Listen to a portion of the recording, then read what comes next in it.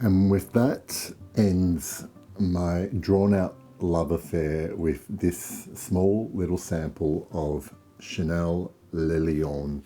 One of the very few good things that came out of the year 2020 was Chanel releasing a new addition to their Les Exclusives line, and that is Le Lion. This one was composed by Olivier Polge, and look, I think he's going to be a worthy successor to his father at Chanel because, spoiler alert, I love this fragrance. Before I got to smell it, based on stuff that I'd read, I wasn't overly excited about trying this perfume. Not that it didn't sound very nice, it just didn't sound like anything new or interesting that I'd want to smell from Chanel. And I like quite a few of the Les Exclusives line. But when I finally did get my nose on this, I can't even remember where I got this sample from. Probably came with other purchases or someone might have sent it to me. So luckily I did. Now,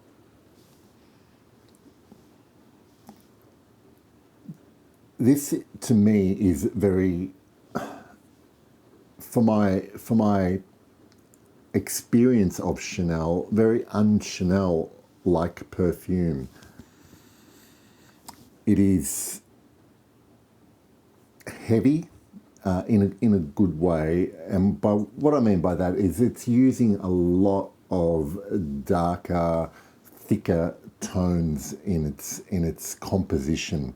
It opens up to me with quite an earthy patchouli, yet at the same time it's almost got this kind of really velvety texture. What I don't pick up in the opening, however, is much citrus. Officially, there's I think bergamot and lemon listed, and I don't know if it's just my nose or my skin, or maybe the citrus here is helping to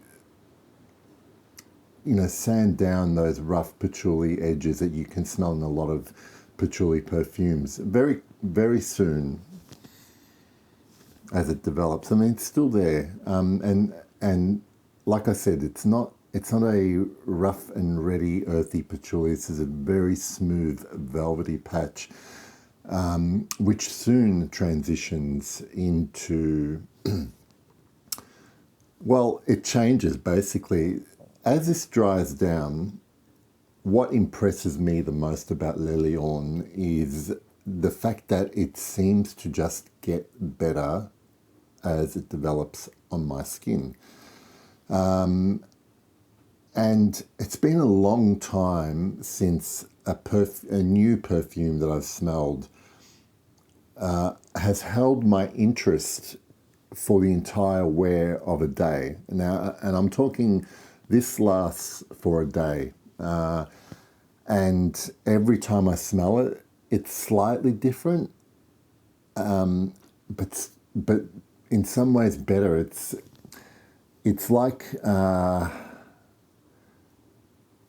wouldn't say that this develops a lot or changes a lot on my skin, but for some reason, after that initial opening of that lovely velvety patch, it transitions into, at various intervals, I get this really warm, almost growling labdanum. Then I would smell the smoothest sort of. At the moment, it's labdanum, but at other times when I've worn this, you really notice the vanilla, and we're talking elegant, sophisticated, polished vanilla, like you would expect from a Chanel. Then you get these lovely, gorgeous, sort of cleanish musks, all intertwined in this threesome of base notes that is happening with this perfume, and it just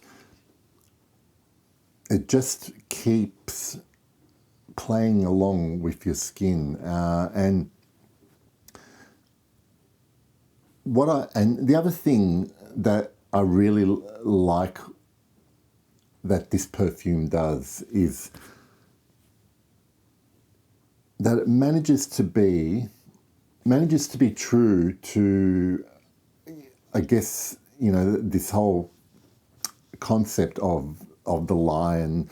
There is just a little, whatever animalic aspect is there, it's more coming probably from slightly dirty labdanum ingredient, but it is kind of like a majestic kind of animalic, not in any way funky or to some people might be offensive.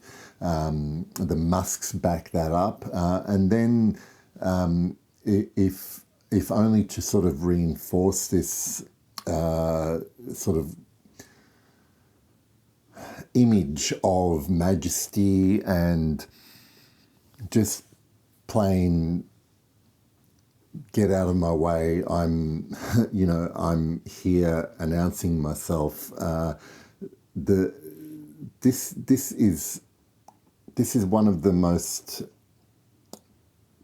beautiful, strong, warm perfumes that I've smelled in a long time. And it isn't just looking deep in the dry down. If you maybe smelled it in isolation, you might think it's another amber perfume, but it isn't just another amber perfume because for starters, it doesn't get as sweet as a lot of the popular ones that are out there on the market. It really finally holds that line of not veering into gourmand territory. It's the here the labdanum is the star of the show with a lot of support from those other notes I mentioned. To be honest, I don't really pick up a lot of other notes, but what's being showcased here is that ingredient and all its little facets, you pick up a little bit of the spice that can come from there, obviously the resinous aspects, the sweetness. There's a bit of fire, and like I said, growly sort of characteristic about how this plays out on my skin. And honestly, I can't wear this and not sort of change my attitude a little bit when I'm wearing it. And like I said, it lasts an entire day, and it smells, and it just keeps smelling better and better. It opens great and ends up greater. I just lost my train of thought here because this perfume really is kind of distracting me a little bit. What was I going to say? I tell you, it's going to be the longest wait, it would seem like for me, between finishing this sample. I've just got to get this last drop out, and buying a bottle, because this is right on the top of... it's just a difference in what I've just sprayed on to what's already happening on this other is really amazing. Oh, yeah, I think what I do smell is this bergamot and patch combination. It's like almost it's almost like it's a bergamot infused patchouli basically, but it's so smoothly blended. I think, even though I don't love a lot of the perfumes that Olivier Polge has composed, I do recognize that he does an amazing job with the way that a lot of his compositions are blended.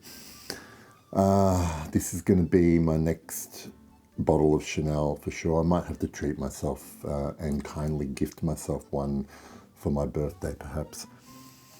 That's Le Lion from Les Exclusifs de Chanel.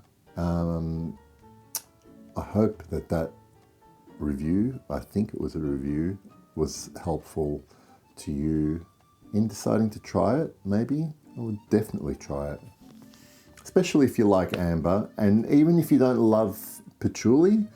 I think this one is still definitely worth a try, because I don't think the patchouli dominates like a lot of patchouli perfumes. Here it's all about the labdanum to me.